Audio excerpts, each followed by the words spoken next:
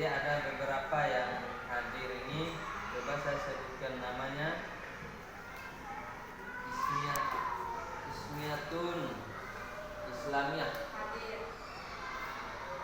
Sulastri Hadir. Zulaiha Hadir. ya, Nurul Ilmeti Hadir, Pak. semangat. Nadia Hadir, Pak. Muslimah. Hadir, Pak. Cowok-cowok ini banyak tidak hadir. Banyak nama di absen tapi banyak tidak hadir. Absen tidak apa-apa. Alhamdulillah di pagi hari yang berbahagia ini kita dapat melanjutkan pelajaran kita, yaitu pelajaran moderasi beragama. Jadi ada beberapa hal yang kita pelajari kemarin, namun hari ini kita akan melanjutkan lagi dengan beberapa materi yang mencakup tentang moderasi beragama. Antara lain nanti kita akan coba membahas terkait dengan toleransi, penghargaan terhadap perbedaan, komitmen pada nilai-nilai kebangsaan. Kemudian kita juga akan meninjau bagaimana sih moderasi beragama pada tujuannya. Karena tujuan daripada moderasi beragama ini untuk menciptakan kerukunan umat beragama. Jadi menciptakan kerukunan. Kemudian yang kedua untuk menghindari konflik. Kemudian memperkuat rasa persatuan bangsa. Nah, baiklah, adik-adik mahasiswa yang saya banggakan, coba kita masuk pada materi kita, di mana moderasi beragama adalah cara pandang atau sikap dan perilaku yang mengedepankan keseimbangan dalam ajaran Islam. Bagaimana saya sebut tadi bahwa di sini ada cara pandang, kemudian sikap. Tapi cara pandang sikap adalah perilaku.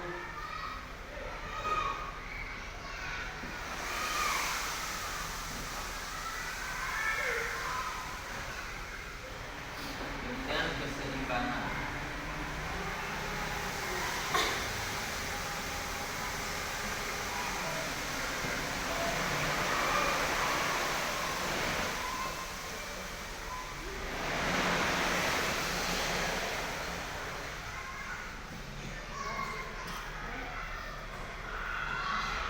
Coba kita perhatikan ya. Ini yang saya maksud cara pandang ini adalah bagaimana kita ini menunjukkan sikap yang disebut dengan toleransi. Oke. Nah, kalau kita menunjukkan toleransi, tentu kita sebagai warga negara yang hidup di NKRI ya, Negara Kesatuan Republik Indonesia, yang memiliki ada beberapa agama. Berapa agama di Indonesia? 6. Ya, antara lain coba disebutkan. Islam, Konghucu, Kristen, Katolik. Nah, jadi yang dimaksud tadi misalnya kalau kita memandang cara pandang agama ini harus bersifat netral, agar terwujud sifat toleransi ini. Misalnya maksudnya netral sebenarnya.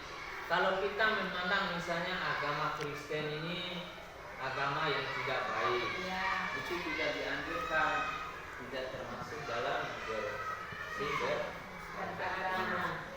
Nah, kemudian kalau kita menggambarkan bahwa sikap daripada orang-orang itu misalnya sebuah sikap yang mereka lakukan sehari-hari ini keras gitu. Kemudian tiba-tiba kita juga sebagai umat muslim dengan apa yang dilakukan oleh umat Kristen itu salah satu kekerasan yang dia buat misalnya pada hari-hari besar Islam gitu. Mereka selalu identik dengan misalnya kembang api dan lain sebagainya yang bisa merusak ketentraman, ketenangan gitu. Nah, kita minimal harus punya sikap saling menghargai antara sesama gitu.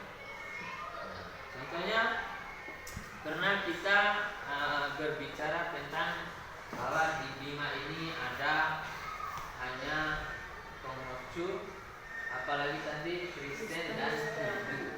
Cuman Hindu ada beberapa saja di pelosok-pelosok hasil daripada transmigrasi. Nah, kemudian kalau Konghucu berada dari dulu mungkin. Gimana menurut kalian? Ini orang-orang Cina yang masuk di Bima kan banyak gitu. Nah, sejauh ini kehidupan keberadaan orang Cina dengan orang Islam biasa-biasa saja. Mereka mampu mewujudkan sikap toleransi. Nah, sampai hari ini kita umat Islam ini belanja semua di toko-toko orang Cina itu ya. Jadi hampir seluruh apa yang menjadi bahan bangunan semua yang ada itu adalah di toko orang Cina. Nah, itu menunjukkan bahwa kita ini sebenarnya berhasil mewujudkan sikap toleransi. Jadi kalau coba kita lihat lagi, misalnya di kecamatan bawah itu adalah kecamatan yang ada khusus dalam satu desa umat Kristen. Kristen apa? Kristen Katolik. Itu Kristen Katolik. Nah, seiring berkembangnya zaman, kita juga sering mendengar bahwa itu kecamatan Donggo sebelum menyekar dengan apa? Kecamatan Soromandi. Jadi umat beragama yang berada di sana antara orang Kristen dan Islam yang ada di Kala sana, desa apa? Desa Kala. Desa Sanari. Itu orang-orang mana? Orang Donggo. Nah, pasal sekali itu. Jadi mereka di sana apabila ada misalnya orang Kristen ini upacara keberagamaan, upacara hari-hari besar gitu, orang Islam selalu menghargai dan menghormati mereka. Begitu pula kalau kita Islam misalnya sedang hari Jumat, kemudian hari-hari besar juga seperti Idul Fitri, Idul Adha, mereka juga selalu menghargai antara sesama. Kalau misalnya umat Islam yang puasa, ya mereka tahu bahwa kita ini menahan lapar pagi secara umumnya pagi sampai sore. Tapi mereka tidak memasak di siang hari. Ada antisipasi bahwa untuk makan siang ini kita masak dulu di subuh. Nah, itulah yang dimaksud dengan toleransi. Nah, kemudian terkait dengan misalnya tadi sikap masuk pada perilaku. Nah, kalau perilaku, jangankan untuk orang yang di luar agama, kita ini juga harus mewujudkan bahwa tadi Bima ini walaupun wilayahnya luas, tapi penduduknya kurang. Kalau di Lombok, di Jawa kan penduduknya padat gitu. Kita ini luas wilayah tapi penduduk juga kurang. Namun dari segi banyak kekurangan itu kita mulai memiliki banyak perbedaan. Seperti tadi bahwa di Kecamatan Lera punya perbedaan tersendiri dari segi logatnya, bahasanya, etikanya. Orang di Kecamatan Roha beda, Kecamatan Donggo beda, Sate beda. Makanya dibilang kalau orang Lera pergi berjalankan di seputar Indonesia ini, Sabang sampai Merauke gitu, di luar negeri pun dikenal gitu, karena bahasanya. Maaf Melati kemana? Orang tidak menanya Anda dari mana. Dari dia langsung menuduh seperti itu kan? Iya. Itu menunjukkan perbedaan. Jadi walaupun berbeda logat kita, cara bicara kita, bisa saja yang diungkapkan oleh teman-teman kita di satu kecamatan ini beda intonasinya dengan kecamatan yang lain. Tapi mari kita harus saling Berperilaku baik. toleransi.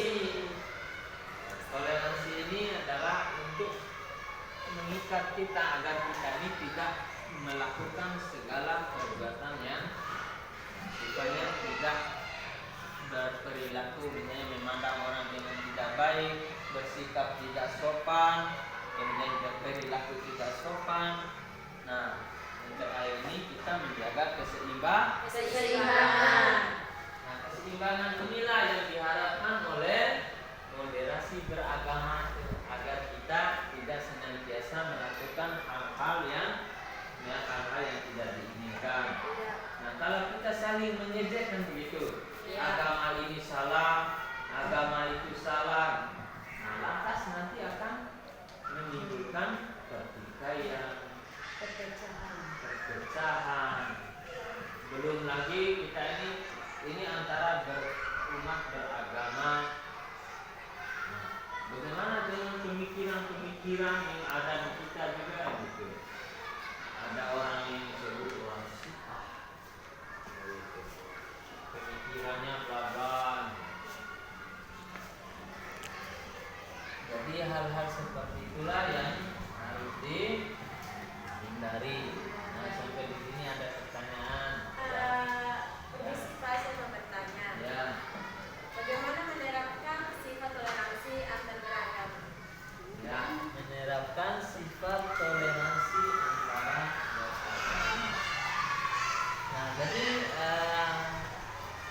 kita ini sebagai umat beragama Islam, tentu kita harus saling menjaga antara satu sama lain. Jika kita saling menjaga dan saling menghargai, menghormati agama yang lain, tidak akan ada pertikaian. Nah, masalah memilih agama itu koridor yang kembali kepada iman masing-masing. Kalau kita misalnya dalam pemikiran kita bahwa kalau agama Islam sah dari segi apa, kita kan harus mengkaji secara analisa teori. Sampai di mana kemampuan kita mengkaji dan menganalisa itu, kita akan tahu. Walaupun seutuhnya kita ini keturunannya dari Islam, Kristen. Nah, tetapi lewat toleransi inilah kita Bisa saling menghargai. iya, saling menghargai dan menghormati. Jadi penghargaan terhadap perbedaan itu adalah penting. Nah, kemudian kita lagi begitu lagi ya. Di samping tadi ada istilah tujuan moderasi beragama. Apa sih tujuan daripada moderasi beragama ini? Yang pertama coba perhatikan adalah kita menciptakan kerukunan antara umat beragama. Apa maksudnya menciptakan kerukunan?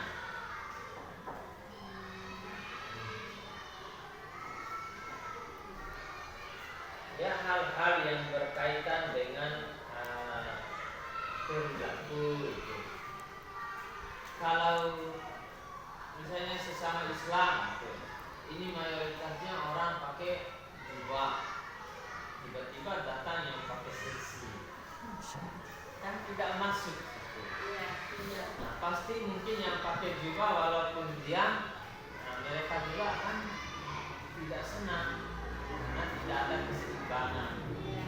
Jadi nilainya kalau kembali ke toleransi.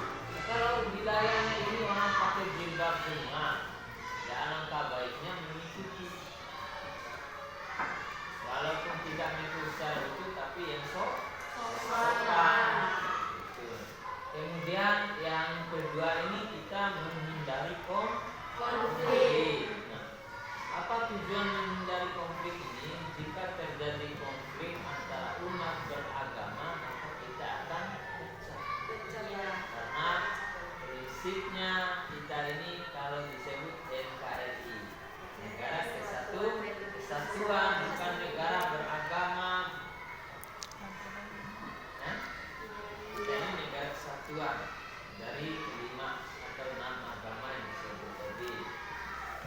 kemudian memperkuat persatuan Bangsa. Nah, dalam mewujudkan dan memperkuat kesatuan bangsa itu, apa yang harus kita lakukan? Coba. Saling menghargai Ya, saling menghargai, dan menghormati, menjaga perilaku, menjaga perilaku, menjaga ucapan, jaga ucapan, boleh. menjaga sikap, Antara suku tidak boleh saling mengklaim iya, benar ini itu. Kemudian yang terakhir adalah mencegah pemahaman ekstrim dan radikalisme. Kalau pemahaman radikalisme itu kan salah satu pemahaman yang menjiwai pada orang-orang yang pemikirannya di luar daripada kesadaran kita sebagai orang yang ada dalam Islam. Karena kenapa? Salah satu perbuatan dari orang yang punya pemikiran seperti itu, jarang mereka bisa menyatukan diri dengan Islam. Islam, Sehingga pemerintah kita kan banyak membuat pertemuan-pertemuan itu untuk menghindari daripada adanya radikalisme ini. Karena kalau adanya radikalisme berarti bukan hanya kita ini bertoleransi terhadap agama saja yang dihadapi. Justru pemikiran-pemikiran yang radikal juga itu adalah salah satu yang mengganggu ketenangan bangsa dan negara. Nah, ini juga yang harus dihapus. Nah, siapa tahu ini yang Amerika misalnya berani melakukan bom bunuh diri, bilang Allahu Akbar, yang meninggal juga bilang Allahu Akbar. Di mana yang benar? Mereka mengklaim bahwa saya ini benar. Agama yang saya bawa ini, kekuatannya yang saya bawa ini benar. Rahmatan lil alamin. Padahal itu tidak sesuai. Kalau kita Islam misalnya Ahlus Sunnah wal Jamaah, kemudian